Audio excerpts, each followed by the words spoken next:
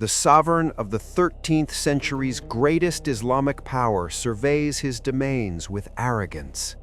Under his banners march 400,000 steel-clad warriors, an army whose numbers vastly exceed the populations of the largest European capitals. Emirs bow submissively before his throne, and the borders of his subject lands stretch from the Caspian Sea to the sweltering Persian Gulf. Intoxicated by power, the monarch sincerely believes in his own infallibility, demanding to be styled as the Second Alexander. But history had prepared a different fate for this colossus. In just a few short years, this same man will flee in blind, uncontrolled panic.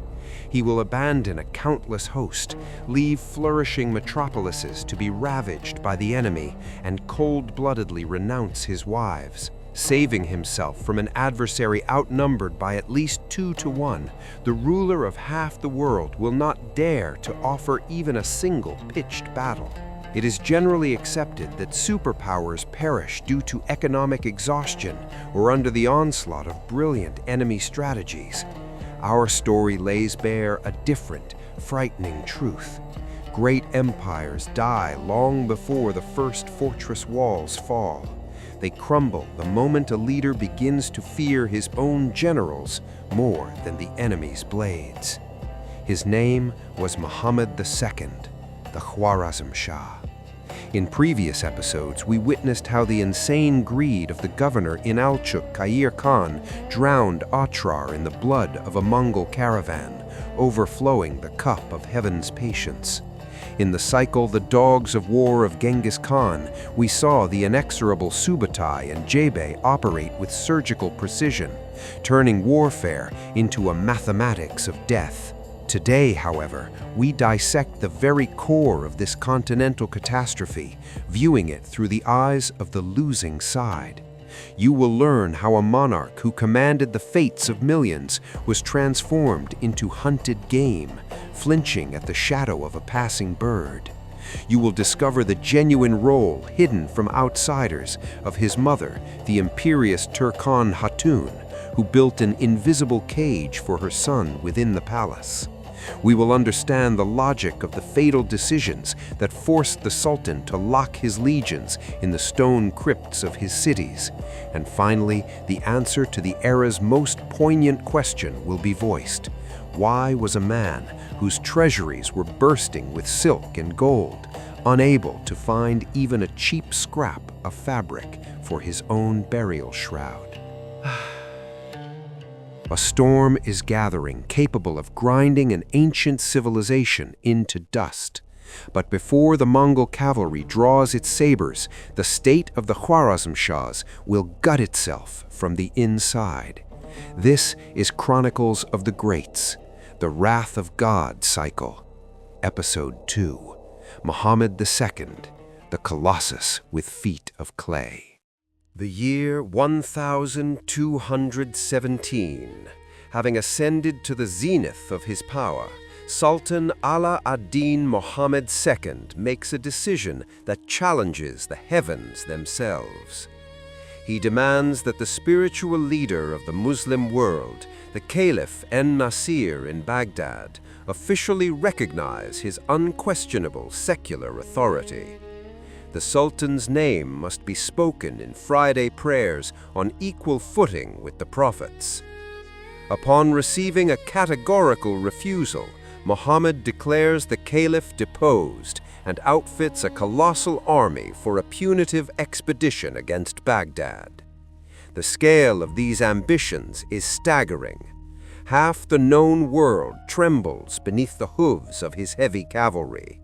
The Khwarezmian Empire, like an insatiable leviathan, has swallowed Transoxania, crushed the ancient Ghurid Empire, and subjugated the mountain ranges of Iran. The ruler does not merely govern, he collects conquered kingdoms. Intoxicated by a succession of triumphs, Muhammad orders the proud title the Second Iskander, successor to Alexander the Great, to be minted on his coins.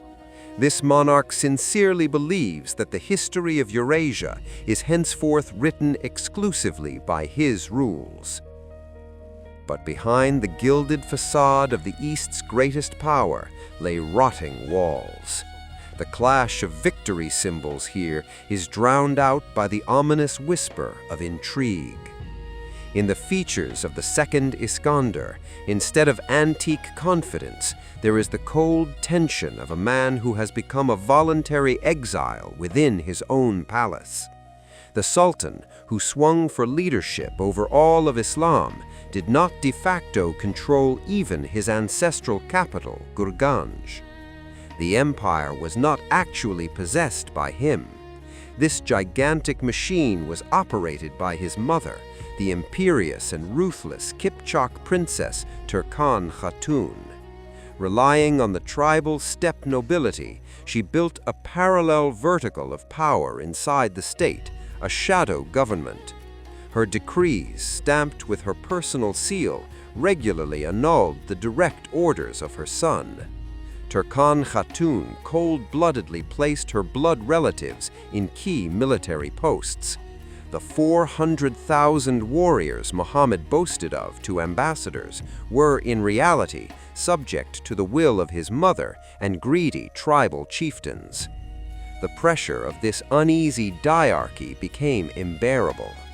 The Sultan moved his court to Samarkand, striving to get as far away as possible from the suffocating control of his mother's headquarters.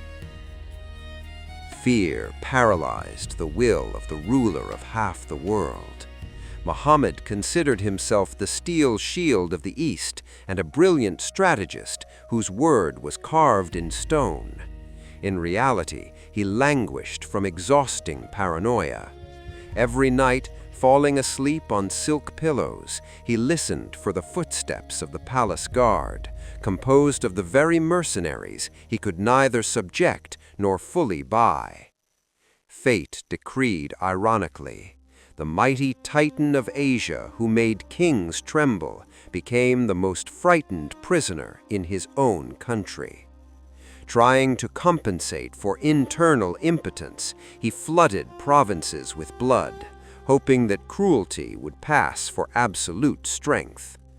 But terror born from horror always leads to collapse. A leader who fears his own generals more than enemy blades is doomed. The illusion of indestructible greatness crumbles suddenly. On the distant northeastern border, in the trade metropolis of Otrar, an incident occurs that becomes the spark in the powder magazine of all Asia. A relative of his all-powerful mother, the governor Inalchuk Khan, guided by blind greed, slaughters a peaceful caravan that had arrived from a hitherto unknown eastern ruler, Genghis Khan. The clock has started. The point of no return has been passed. Blood has been spilled, and responsibility for it will inevitably fall upon the Sultan's shoulders. The year 1218.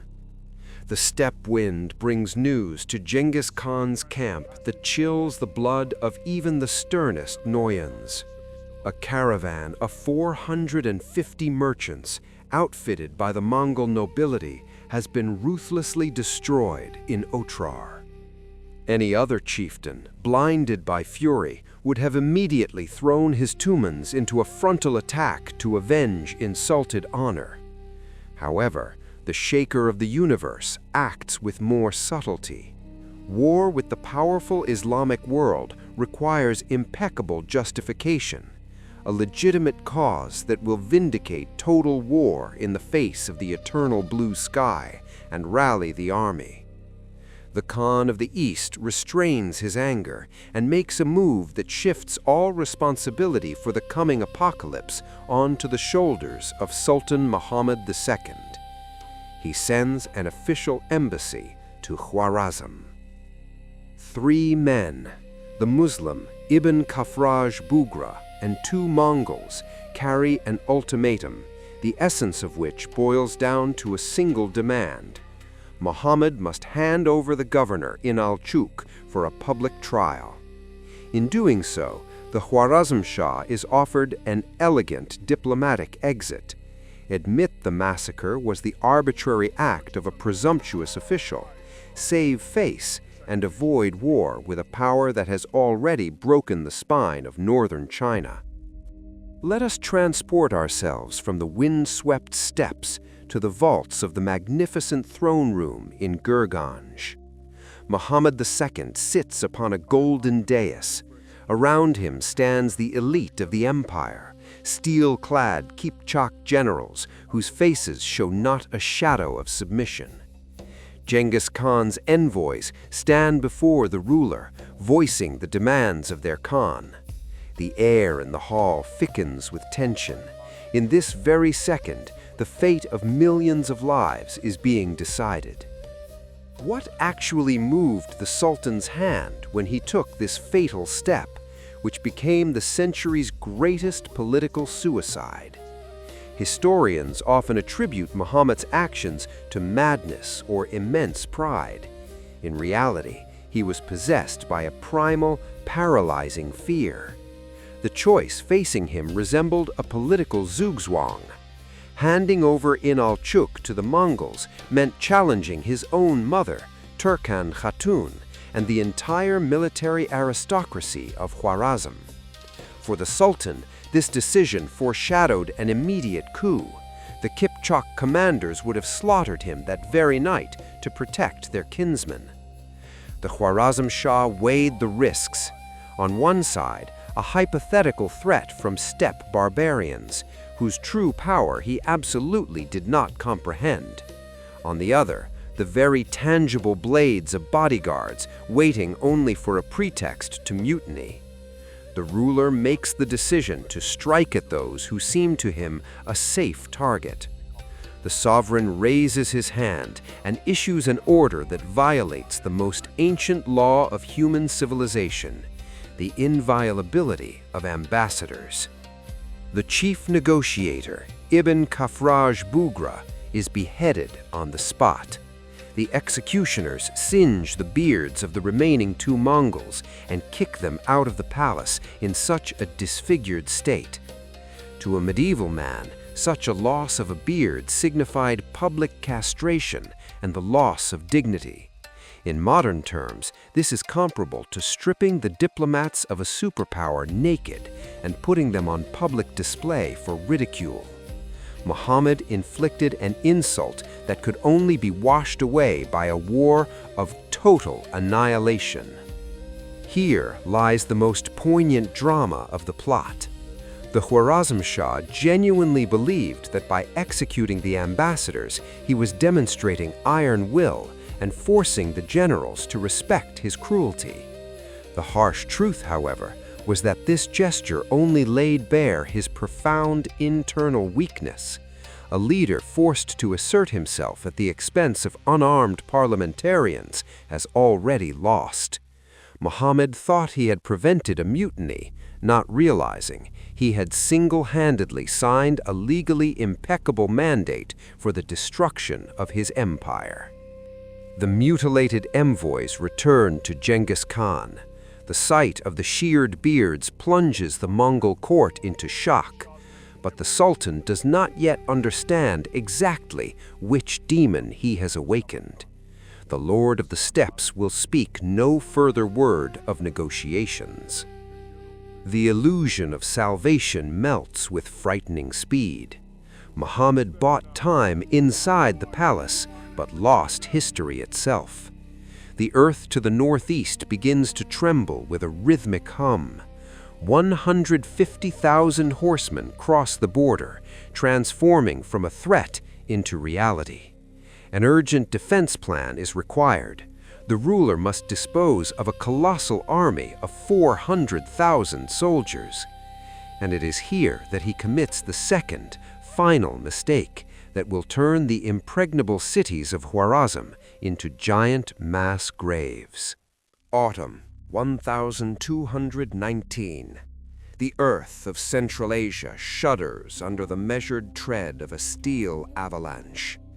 150,000 Mongol horsemen, clad in leather and metal, cross the borders of the Khwarazmian Empire.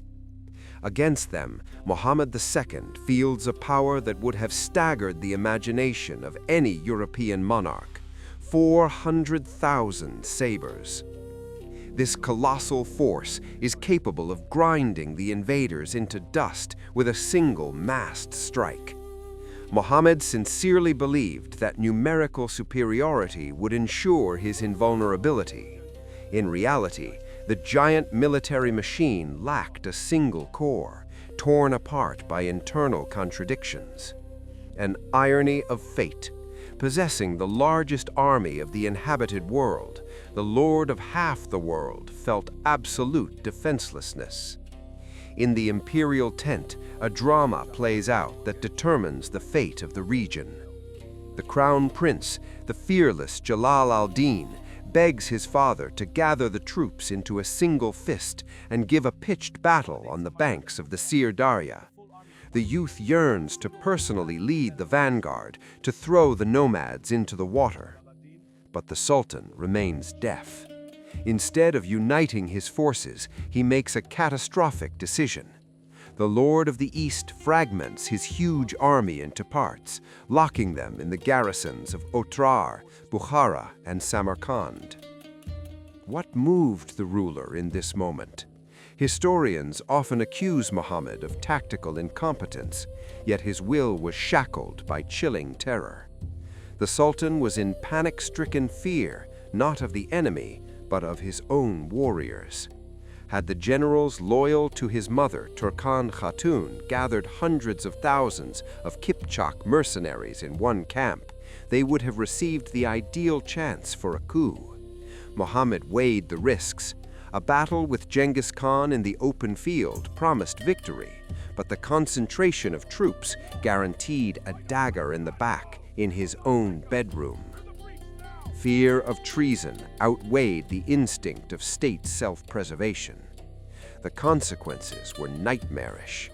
Genghis Khan, a master of maneuver warfare, had no intention of battering against a monolith.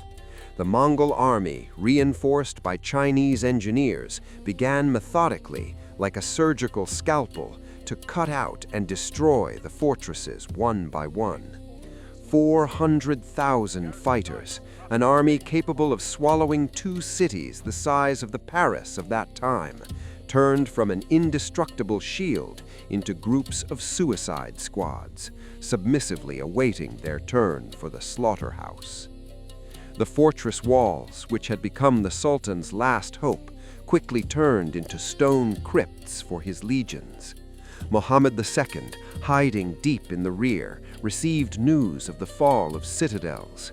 With every crumbled wall, the realization grew. The invaders are not simply occupying lands, they are clearing the path to a single target. These ruthless hunters are coming personally for him. Spring 1220. Impregnable Samarkand, protected by 100,000 warriors and dozens of war elephants, capitulates. The line of defense that the monarch had been building for years collapses in a matter of days. Upon receiving news of the fall of the main stronghold, Muhammad II finally breaks. Seized by primal horror, the sovereign makes a decision that forever crosses out his glory as the invincible Iskandar. He turns his horse south, forces the Amu Darya, and hopes to lose himself in the boundless expanses of Iran.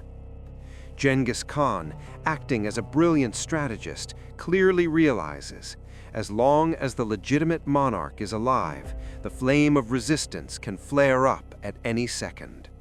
The Shaker of the universe summons his two most furious commanders, Jebe and Subutai. The order given to these dogs of war has no analogues in the military chronicles of the Middle Ages. The Lord of the East strictly forbids them to storm fortifications, loot caravans, or be distracted by sieges. Their only target is the Sultan. The Khagan's cold directive sounds, "Follow on his heels and hunt him like a wild beast until he falls from exhaustion." The greatest hunt in the history of Eurasia begins. 2 Tumans, 20,000 horsemen. Against the backdrop of the 400,000-strong military machine of Khwarazm, this figure seems a meager handful, comparable to the population of a single trading quarter in Bukhara. However, these warriors, welded together by iron discipline, begin to burn out the body of the vast empire with the inexorability of a forest fire. Muhammad races through his domains, driving the best Arabian steeds to death. Balkh, Nishapur, Rai, Hamadan. In each new city, the monarch hopes to find a respite, begs the governors to gather fresh detachments, promises mountains of gold for salvation. However, not a few days pass before ominous black dust invariably rises on the horizon.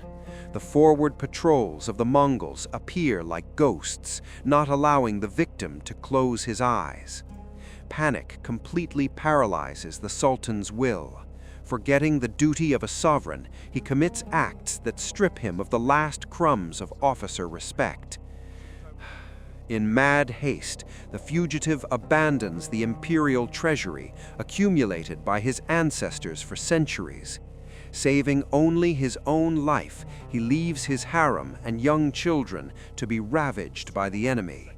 His mother, the formidable Terken Khatun, who held the entire court in fear for decades, will soon know the weight of chains and the bitterness of Mongol captivity.